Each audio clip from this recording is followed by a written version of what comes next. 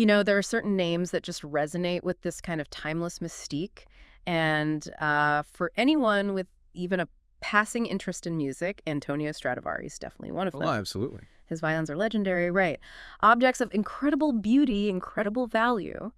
But what might surprise you is that this almost godlike status, this idea of Stradivari as the undisputed master, well, it's actually a relatively recent thing. That's completely right. Our deep dive today into music media history really shows a fascinating evolution of Stradivari's image. And we're also looking at um, a wealth of digitized audiovisual materials. Right. Many are now pretty easily accessible on platforms like YouTube, thanks to archives like the Archivio Storico Istituto Luce in Rome. Mm. And this really opens up new ways to understand how historical figures are constructed through media. Okay, let's unpack this. Because when you think of the great violin makers, I mean, Stradivari is probably the first name that pops into your head, but it wasn't always like that, was it? Not at all.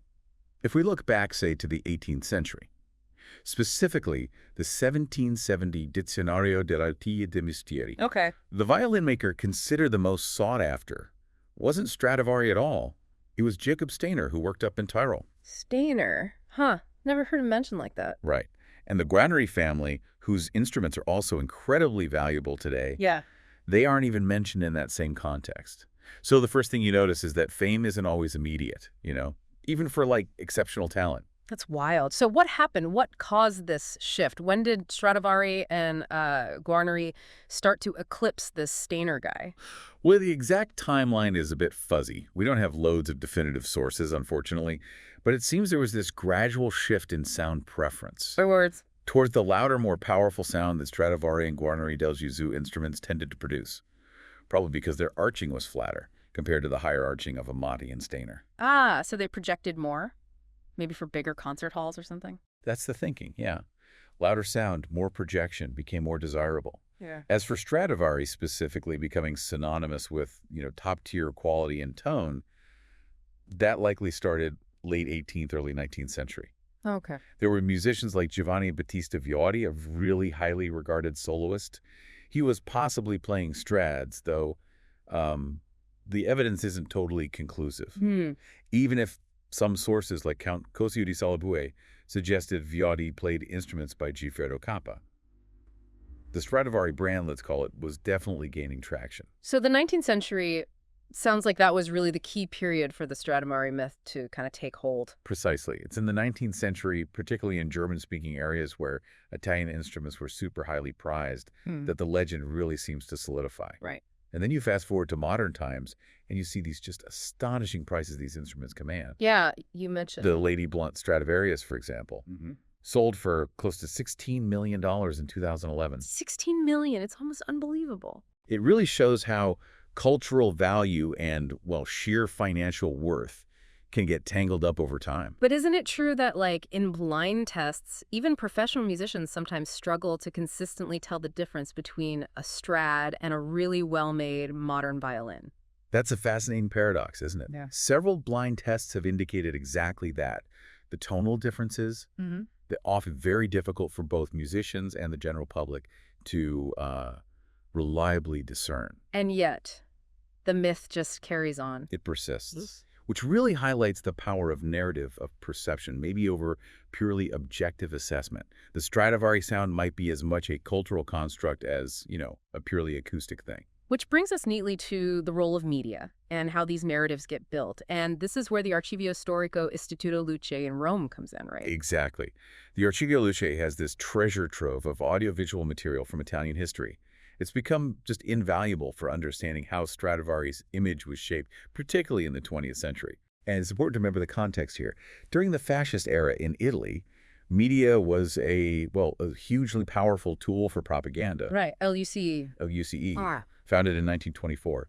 It played a central role producing newsreels like Giornalo Zeus and Rivista Zeus. Yeah. So we need to kind of keep that background in mind when we look at how these narratives were being created and pushed out. So Stradivari himself became sort of swept up in this construction of national pride used by the state. Absolutely. The Bicentenario Stradivariano celebration in Cremona in 1937, the 200th anniversary of his death, that was a key moment. Okay. It was organized by Roberto Farinacci, a prominent fascist politician. So it wasn't just, a simple commemoration. It was a deliberate act of nation building through cultural icons. showing how Stradivari's legacy could project this image of Italian cultural excellence. Interesting. And interestingly, the organizing committee decided not to erect a statue of Stradivari, but to found a violin-making school instead. Huh.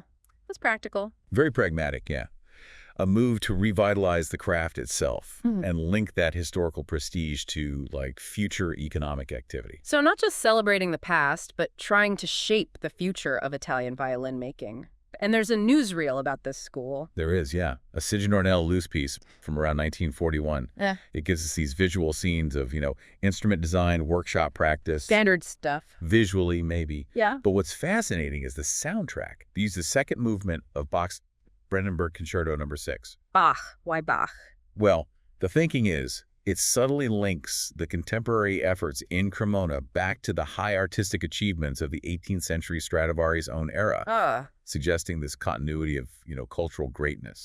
Creating a direct line. Clever. Like an unbroken tradition. And then there's that advertising poster for the Bicentenario you mentioned by Giulio Cesari. That paints a very specific picture, doesn't it? It really does. Cesari depicts Stradivari working alone at night under a starry sky. Very romantic. Totally. It visually echoes that romantic image of, say, Beethoven as the solitary artistic genius, kind of wrestling with his craft. Right. The poster also includes iconic Cremonese landmarks, the cathedral, the terrazzo grounding Stradivari firmly in his local context. And if you look closely, there's a little bottle on the window ledge, a subtle nod to the long-running debate about the lost secrets of Stradivari's varnish. The secret formula. Exactly. So this image reinforces that traditional idea of the lone genius with almost mystical abilities. The lone genius, toiling away, holding these mysterious secrets. It's a powerful image. And it seems things got even more symbolic, almost religious, with another film, right? La Bottega della Melodia from 1942. That's a very astute way to put it. This film, documentary Engangam, offers a crucial insight. The myth wasn't just about skill, it was actively infused with this sense of divine inspiration to elevate the craft and, by extension, national identity. The film literally opens with strong religious iconography. You see a crucifix, the Archangel Gabriel, painted angels playing string instruments. Wow. It immediately frames violin making as something, divinely inspired. Then it shows a luthier working alone, with a crucifix prominent in his workshop. Another solitary figure. Yes, drawing on that topos of the solitary figure, finding enlightenment in isolation. A theme often associated with saints, and later applied to artists like Paganini or Guarneri del Gesù. So it's not just about craftsmanship anymore, it's imbued with this spiritual significance. Precisely. The film even implies this narrative of decline, suggesting that violin making sort of perished after Stradivari because religion was absent, symbolized by the camera literally drawing back from the crucifix. And the hopeful message is that the treaty signed with the Vatican just a few years earlier, and the new violin-making school, that these things would somehow revive Cremona's former glory, a return to faith restoring artistic greatness. It's fascinating how these narratives shift and adapt over time, because then after World War II, there's another attempt to reestablish Cremona as a cultural center, right? For the 300th anniversary of Stradivari's birth in 1949. Yes, exactly. The Settimana in Ancam newsreel from that event shows this effort to reconnect with the past, but now navigating the new post-war reality. They're essentially reinterpreting some of the themes prominent during the fascist era, but in this new context, still trying to reclaim Cremona's cultural significance through Stradivari. And this idea of the secrets, the mysterious methods, that keeps popping up, doesn't it? It surfaces again in, the 1960s, in a film about an exhibition. Absolutely. That documentary Incom film about the Stradivari exhibition on Isola Bella in 1963. It makes direct references to the Renaissance, highlighting the immense insured value of the instruments on display. Reinforcing their preciousness. Totally. And yes, the secrets topos is revisited. Although, interestingly, the film ultimately concludes that the real secret lay not in some lost formula, but in the hands of the artist himself. A slightly more grounded idea, but still romantic. Still romantic, yes. Skill elevated almost to magic. And even later, like into the 1970s, with that radar reportage about a violin maker named Domenico Fantin, we still see these romantic narratives sticking around, especially the idea of the inspired, maybe divinely touched artist. Exactly. That reportage really emphasizes the topos of the inspired artist. He's often portrayed as poor, receiving inspiration through dreams. They even link Fantin to Stradivari as a kind of euangelos, a good messenger. But was he actually poor and unknown? Well, that's the ironic part. Fantin was actually already a recognized figure, even patronized by the great Yehudi Menhin. Yeah. It just highlights how powerful that poor, inspired artist narrative can be, sometimes more compelling than the actual reality. So we see these recurring themes, these tupoi, the genius artist, the inspired creator, the lost secrets being woven through different media across decades. Precisely. And this is where the concept of transmedia storytelling becomes really relevant, I think. How so? These narratives about Stradivari aren't just in one place. They unfold across newsreels, documentaries, advertising posters. They all contribute to this larger evolving legend. The music used, the visual iconography, the spoken narration, they all work together, reinforcing these topoi. It's like different layers building up the same story. Exactly. It shows how a consistent message, repeated across different platforms, can really solidify a cultural icon in the public mind. It really makes you think, doesn't it, about how these seemingly fixed ideas about historical figures are actually constructed, maintained through all these layers of media and storytelling. Indeed.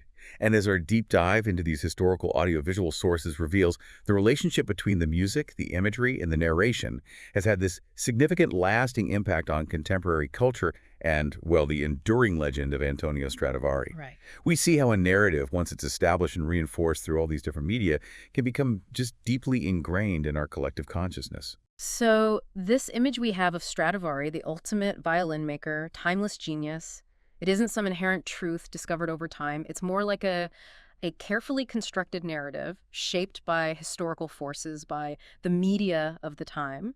And that becomes so clear when you actually look at these digitized audiovisual archives. It really does. It definitely prompts you to wonder about other cultural icons, doesn't it? Other historical figures we think we know so well. How might their stories have been similarly shaped, and how do they continue to evolve through the media of our time? And maybe this raises an important question for you, the listener, to consider.